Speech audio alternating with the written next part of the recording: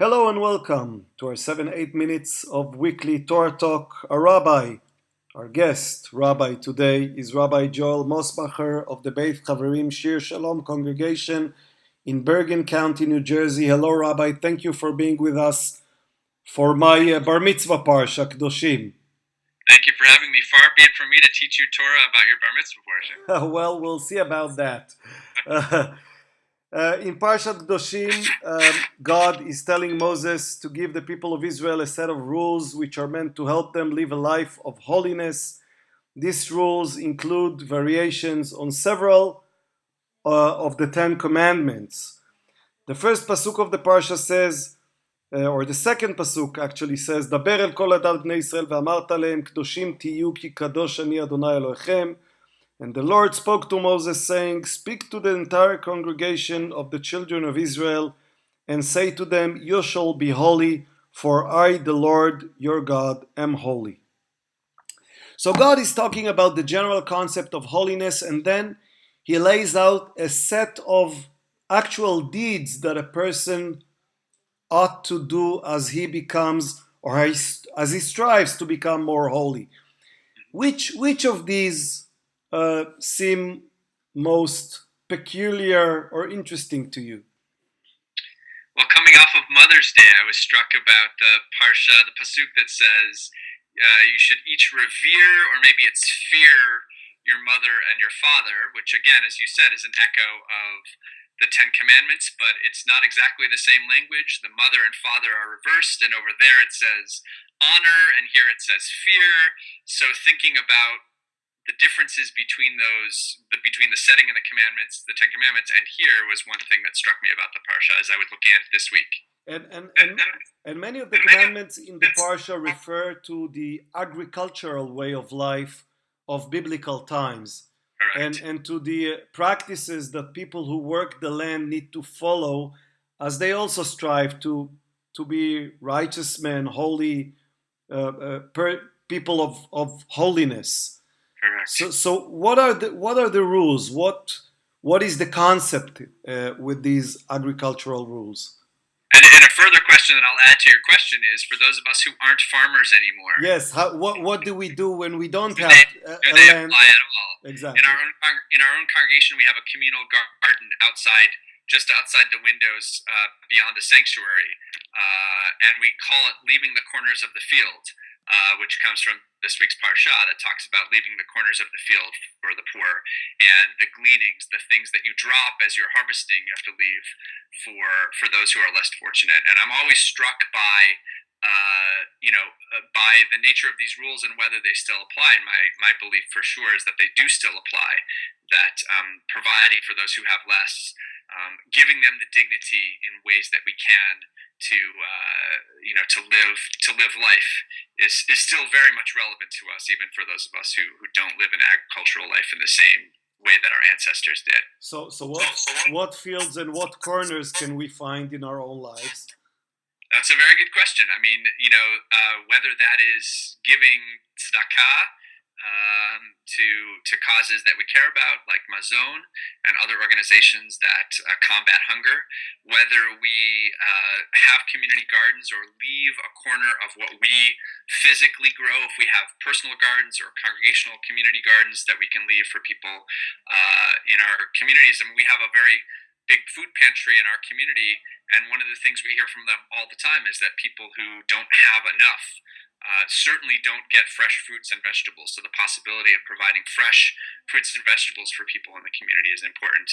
And further, and really in a way harder, is thinking about why are there so many hungry people in our communities. And it's one thing to spoon soup, which we do and we need to do, another thing to ask a question in a community as generally well-to-do as many of our congregations are. Why are there so many hungry people, and what can we do to make these kind of laws outdated, because there are fewer and fewer poor people in our communities that can't help themselves. There are many in this parsha. You can see that there are many commandments who are basically negative commandments. You ought not to do this or that, and these refer in our parsha especially to private matters, to relations between male and female. And on the other hand, you have the positive commandments. You ought to give this, or to leave the corner of your field, or to love other people in certain ways. Which of the two is more difficult? Refraining from doing certain things, or actively doing things?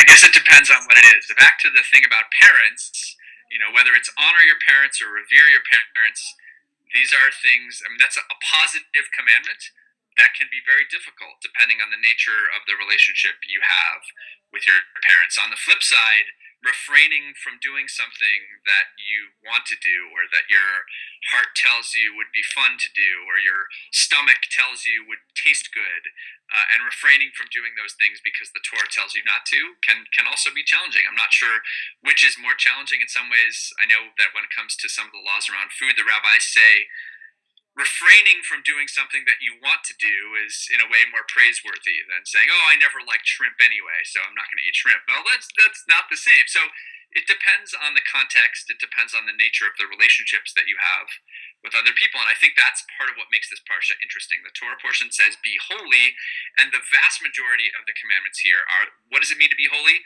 Less here about animal sacrifices, less here about the interaction we have directly with God, more about the interaction we have with other people, with those in our family, with complete strangers, with people who have less than we have. Being holy, if you only read this parsha, being holy, I think you would have to conclude, has to do with the way that we interact with other human beings, and I think that's part of what makes the Torah still so relevant to us in our lives today. Right. We have had this habit of separating between laws who refer to human relations, the relations between people, and those laws concerning relations between man and God. But in our parsha, in several instances, there is an interesting mixture of uh, commandments of two types put together in one sentence. So, for example, איש אמו ואביו תיראו ואת שבתותי תשמורו. You should fear your parents and you should keep my Shabbat. So, why are they mixed? Well, Rashi goes looking for an answer, for example, in that case, and says, the reason why they're mixed is because sort of there's a limit to maybe honoring your parents or revering your parents. If your parents say, "Don't observe Shabbat," you shouldn't listen to them. so that's a kind of interesting comment that he picks up there. I think we're meant to feel that they're intertwined, that they're not separate parts of our lives. That the way we treat other people is, when we see another person, we're seeing the face of God. That we recognize that we're created in God's image, that our parents, that our loved ones, and that everybody that we interact with is a reflection of God's presence in the world. And so, separating out in a hard and fast way the ritual commandments from the ben adam lechavero, between a person and their fellow human being, really isn't the ideal. That it's somewhat artificial division. Yeah, right. And it can feel like a very real division, but that I think we actually lose out when we cut those things apart. That when we think about observing Shabbat and resting for ourselves and allowing the people that work for us rest, that we're serving God and we're serving other people in the same breath. So they shouldn't be hard and fast separations. Sometimes people, I think, who aren't so connected to ritual might see them as distinct in a way that might feel good, but I actually think we lose out. And I think your point is well taken, that when we connect revering your parents and keeping Shabbat, that those things are literally put in the same verse and can bring strength to each other, not necessarily be divided, or nor should they be divided in the same way. Rabbi, thank you so much, and Shabbat Shalom. Thank you, and Shabbat Shalom to you.